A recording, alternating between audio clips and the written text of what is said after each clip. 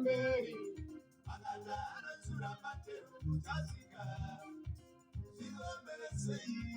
bora mberi zichanaka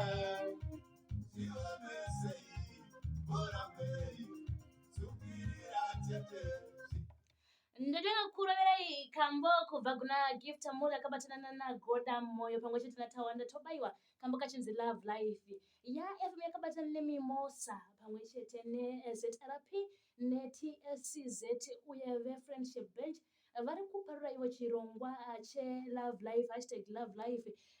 preserve humanity hanzi koshesai upenyu ngatipedze nyaya yemhirizhonga mudzimba ngatipedze nyaya yemaaccidents mumarodzi ngatipedze nyaya yekubhinya zvinodhaka drug abuse nenzira nekupoka nekuparadzana kwakaita nyaya yabhise ngatisiyanei nazvo ndozviri kuzama kuparidzwa nevarume vatatu vachimba kambo kanonzi Love Life ndabva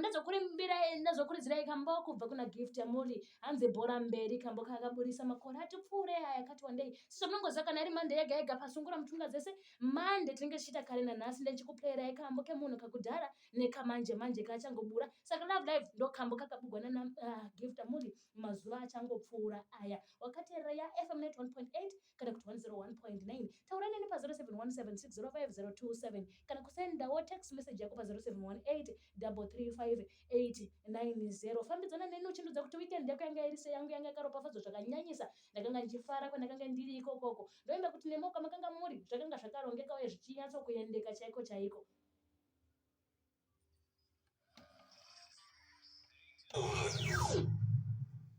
2021, your year, your experience.